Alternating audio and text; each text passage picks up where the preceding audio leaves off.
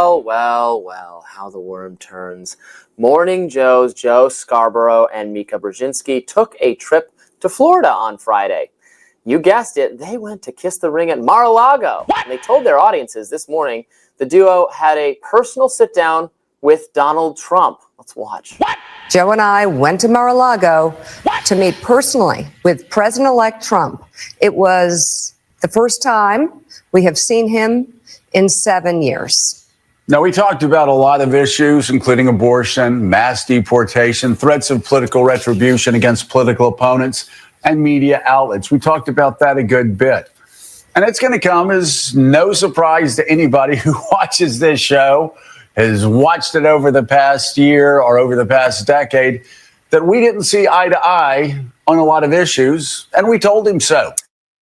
It's been 7 years since the two MSNBC anchors spoke to the president-elect, although Joe Scarborough did reach out after the first assassination attempt this summer against Trump in Butler, Pennsylvania. So, is this hypocrisy? Let's listen. For those asking why we would go speak to the president-elect during such fraught times, especially between us, I guess I would ask back, why wouldn't we? 5 years of political warfare has deeply divided Washington and the country. We have been as clear as we know how in expressing our deep concerns about President Trump's actions and words in the coarsening of public debate. But for nearly 80 million Americans, election denialism, public trials, and January 6th were not as important as the issues that moved them to send Donald Trump back to the White House with their vote. Joe and I realized it's time to do something different. And that starts with not only talking about Donald Trump, but also talking with him. Conservatives are having a field day with this. Buck Sexton tweets, Trump's victory is so complete. Morning Joe is fully surrendered. And then, some people on the left are making fun of them too. My friend Ryan Grimm, who used to co-host the show. Let me find his tweet. He tweeted, I'm not going to be able to find it so quickly. He calling them basically Russian, playing into the Russians. Like, the never Trump operatives have actually been Republicans all along, making fun of that kind of conspiratorial thinking. I tweeted, I thought it was pretty funny. I tweeted the Avengers gif where Captain America leans into the Hydra people and says, "Hail Hydra," pretending to be one of them. All right, guys. So this story absolutely cracks me up because Mika and Joe Scarborough have been ridiculous to Donald Trump's administration, to anybody who votes for Donald Trump. They have used terms such as fascists. They have called him, all kinds of names, man. They both have Trump derangement syndrome. So for me, it's interesting to see, them take a trip to Mar-a-Lago. It's almost like they're admitting defeat. It's funny, man. But I will say this, and this is going to be a reoccurring theme this week on the Nick Driver podcast. I'm going to do a breakdown on why Democrats actually lost this election. It was not a surprise to me. It was not a surprise to a lot of people that were actually paying attention to what was going on. Morning Joe is a show for, I would say maybe 60-year-olds and up. Daytime television that comes on MSNBC. And it gives a lot of us that are in the right-wing news space loads and loads of material. Just because of how ridiculous it is. Morning Joe it's not as ridiculous as The View, but it's on par with it, So anytime these two make the actual news cycle, I enjoy covering it, just because of the ridiculousness of how all this stuff is. And, the thing that makes me look at it and go, these people clearly do not think Donald Trump is a Nazi. Okay? Because if they actually legitimately thought Donald Trump was a Nazi, they wouldn't get on TV every day and bash him. And then when he wins, they're like, maybe we should have peace talks with him.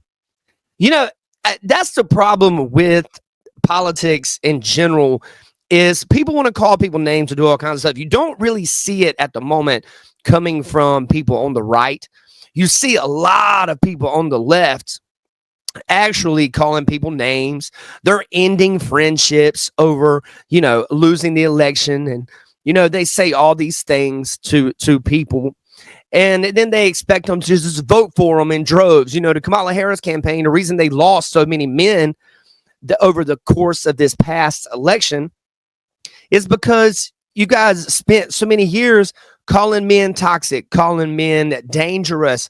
You pretty much, if you're a white male, the liberal media has been calling you a white supremacist, a Nazi, a misogynist, just because you don't agree with certain topics that they talk about. It's not surprising to me, guys. Let's check this out. But is this actually hypocritical? I don't know. I've been unrelentingly critical of the Biden administration. If Biden invited me to meet with him, I would absolutely meet with him. Yeah. I mean, I think it is hypocritical. I know I'm saying good.